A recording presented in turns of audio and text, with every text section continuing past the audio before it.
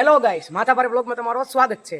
અને આજે જે ગાઈસ થવાનું છે એ જોઈને તમે એકદમ શોક થઈ જશો. તો ચાલો સ્ટાર્ટ કરીએ.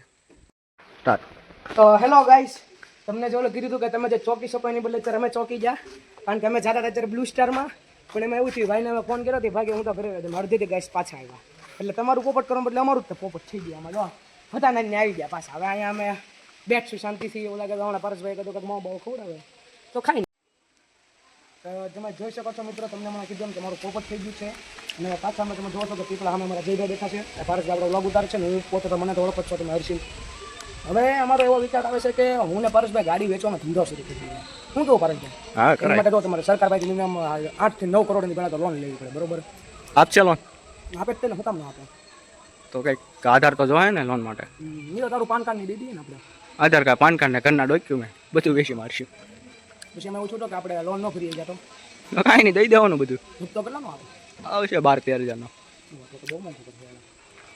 તો આપણે કામ કરીએ, આજથી સોનું આપણે પહેલાં વેચાતું લઈએ. યસ. પછી સોનાને આપણે મૂકી દઈએ. સોનાના ચાંદીના તો અત્યારે ભાવ સેટ છે. પછી આગળ જઈને ભાવ વધે તો વેચી દેવાનું. શું કહેવું? કરાય. કદાચ માની લો એમાં આપણો ધંધો ન ઉતરે તો આપણે શું કરવાનું? પૈસા ઓછીતા લેવાનું શરૂ કરવાનું.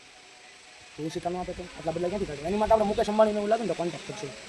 ઓપનમાં તો સેટ છે. અને તો એવું લાગે તો તીર, પછી જયરામાં પીર.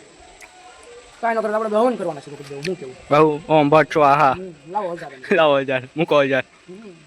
કારણ કે આ દક્ષિણા પૂજન નગરી હાલો મૂકો 5000 એમાં. ઓકે, અત્યારે કોઈ હવન નથી કરાવતું. અમારે તમે આમ જો આમ પીપળા બધા હાઈફાઈ માણા આમ બતાવવા બધા આગળ અત્યારે ફોર વ્હીલું. હા જો ઉપાધ્યક્ષની 4 વ્હીલ પડી છે, સામે મોટા કોઈ બિઝનેસમેનની 4 વ્હીલ પડી છે, અને સામે 2 ગાડી પડી છે. સામે 2 ગાડી પડી છે. અહીંયા આપણી એક્ટિવા અને બીજી સ્પ્લેન્ડર પડી છે. આપણું ઘર છે. અને ઓલું અમારું ઘર છે. જો મિત્રો, વાવાઝોડું આવ્યું કાલે તો નળિયા હર્ષિલભાઈનું ઘર છે કે ના વાવાઝોડુંમાં નળિયા ઉડી ગયા. ત્યાં વાવાઝોડું આ પત્તર ઠોકી નાખ્યા. વાવાઝોડાની ખાના ભાઈ શોધ કોઈ કરી? કોઈ શોધ કોઈ નથી કરી, ભગવાને બનાવ્યું છે. ભગવાનને કેમ એવો વિચાર આવ્યો કે આપણે વાવાઝોડા કરીને ઓલું કરી જાય? કોને ખબર? આખર પડે એવું નથી લાગતું હોય. જોતો કયું ભાઈ?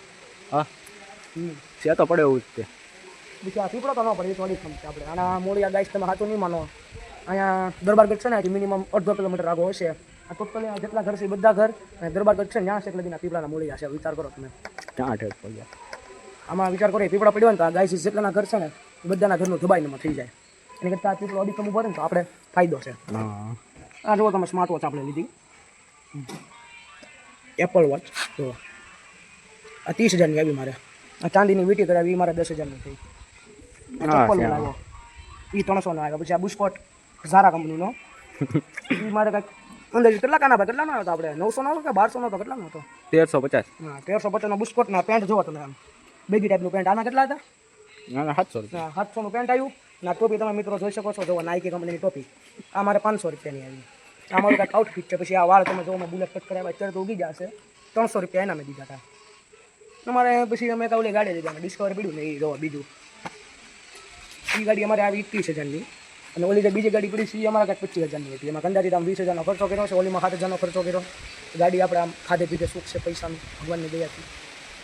બાકી તમે જો અમારો કાંઈ રૂલ્સ નામ આપણા દેખાશે નોરા આમ રૂલ્સ જોવા રાખે, એને કાંઈ કામ ધંધો છે નહીં એટલે